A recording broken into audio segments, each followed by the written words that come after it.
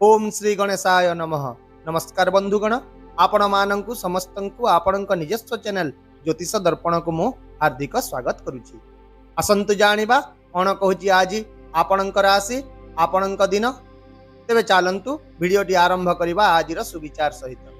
बंधुगण, प्रतिदिन सकाळु यह मने रखंतु जे दुनिया सेमानंक कथा सुनिताय जेउ माने सेमानंकर कार्य सहित जवाब देतांती ना कि कथारे देतांती। जदि लोक मैंने आपण को प्रशंसा करूना तेरे से कथा उपरे नुहे बरं आपण निजर कार्य उपरे ध्यान दियंतु, कारण समय आसिले सही लोक मैंने ही आपण कठिन परिश्रम को उदाहरण देवे। एबे आसंतु जानिबा आजिर पंचांग। आज हेउची 16 अक्टोबर 2025 गुरुवार, कार्तिक मास कृष्ण पक्ष दशमी तिथि, अश्लेषा नक्षत्र। आजिर राहु काल सकाळ 7:25 रु 9:50 पर्यंत रहिबो। एही समय रे आपण कोनोसी नूतन किंबा गुरुत्वपूर्ण कार्य आरंभ करिवा ठारो दूरे रहंतु एवं आजिर अमृत मुहूर्त अर्थात दिनर सबुठारु शुभ समय सकाळ 10:30 रु मध्याह्न 12:50 पर्यंत रहिबो। चंद्र आज सिंह राशि रे एवं सूर्य कन्या राशि रे गोचर करिवे।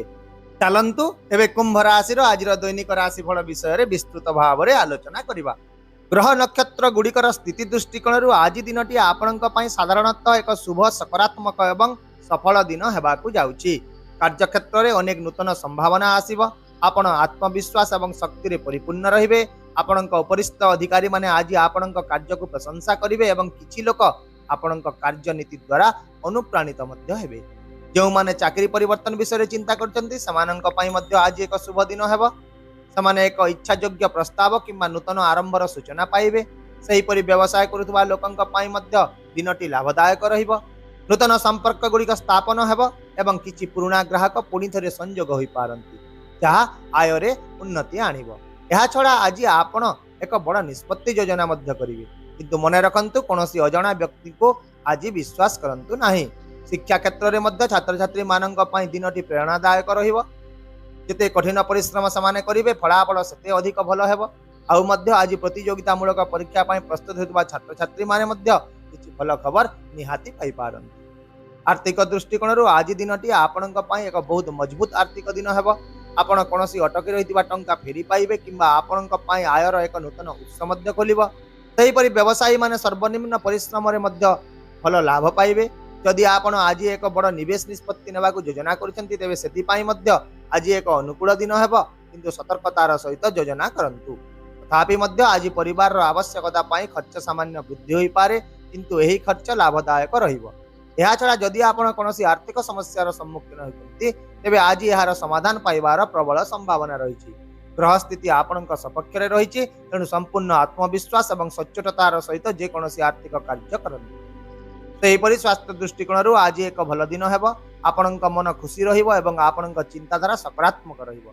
जो माने पूर्वरु एक दीर्घकालीन रोग रे पीड़ित अछंती समाने आज भल अनुभव करिवे। तथापि नियमित खाद्यपेय अभ्यास बजाय रखंतु एवं योग प्राणायाम अभ्यास करंतु। यह सहित आज मानसिक चापर दूरे रहिबाकू अधिक चेष्टा करंतु। छोट छोट जिनिस गुड़िक प्रति प्रतिक्रिया करिबारु दूरे रहंतु।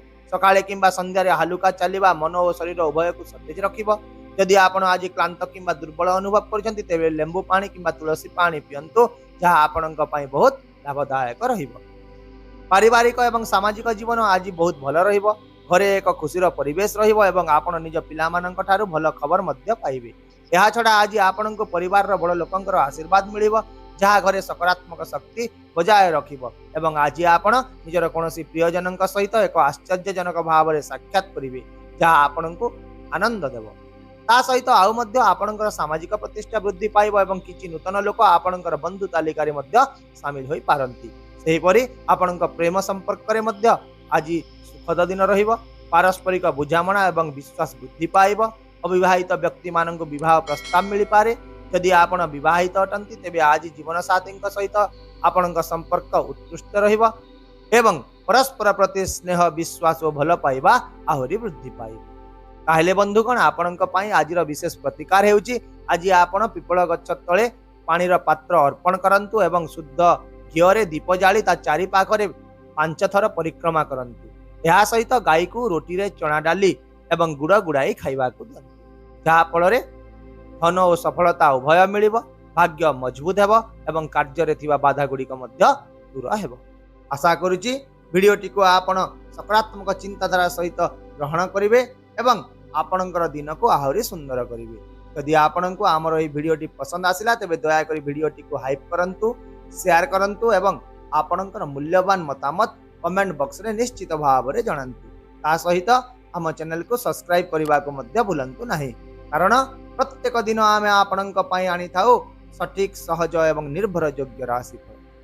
तेबे आसंता काली पुणी देखा हेबा आउ एक नूतन राशिफल वीडियो सहित। से पर्यंत विदाय दियंतु। नमस्कार।